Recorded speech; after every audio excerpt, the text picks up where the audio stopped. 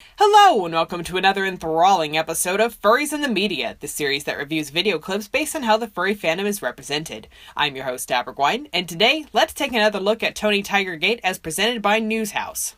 Furries, as you may know, are a subculture that are interested, often sexually, in fictional anthropomorphic animal characters that have human personalities and characteristics. Given the context of this news story, it's understandable why sexuality is included in their definition of furries. And normally I wouldn't condone a definition of furries that immediately mentions sex, but in this case it's a detail that's necessary to have a complete understanding of the story.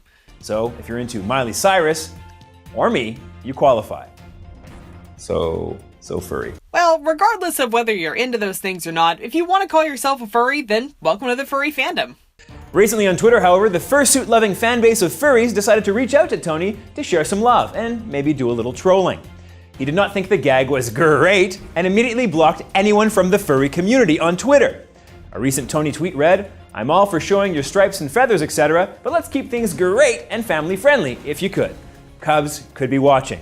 Kellogg's response to the situation may have been hasty, but the way I see it, they weren't left with a whole lot of options. Kellogg's needed to keep the Frosted Flakes Twitter account family-friendly, and they probably just wanted to keep the whole thing quiet to begin with. So, what are their options? If they had released some official statement on the matter, it might have stopped the problem, but it would have undoubtedly drawn more attention, and it probably would have drawn in even more people who would troll the account. And with the way that Twitter works, individual tweets cannot be removed except by the person who tweeted them.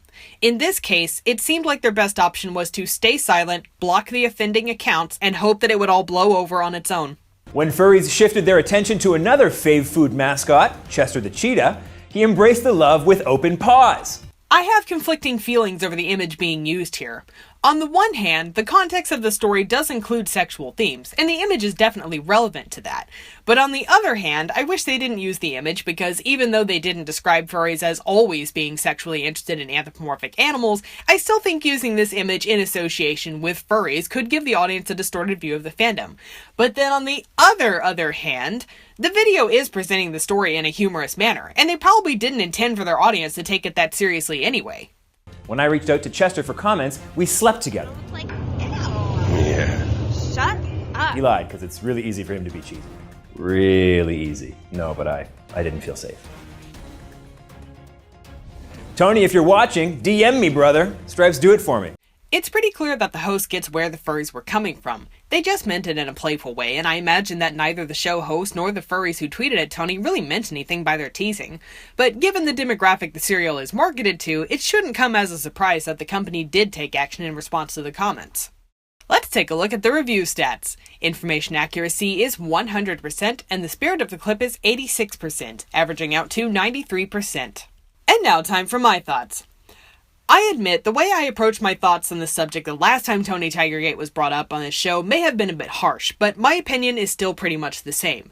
Tony the Tiger and our personas may be purely fictional, but our actions are still very real.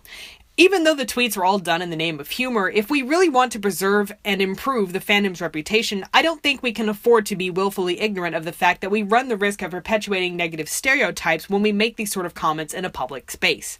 I think we just need to be more discerning about the things we say within earshot of the public. But now back to the video itself. One random thing that I noticed was that the majority of the jokes in this video were focused on the host and the corporate mascots, but didn't seem to include furries. Which isn't necessarily bad or good, but I found it interesting. But overall, it seemed like the host had a decent sense of humor about the subject at hand, because, let's be honest, it's not every day you hear about furries harassing a fictional cereal mascot. I mean, the premise for the story is just comedy gold.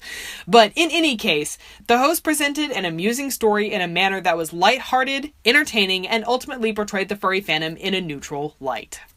Well, that's it for today's episode of Furries in the Media. Have fun, stay awesome. Bye-bye!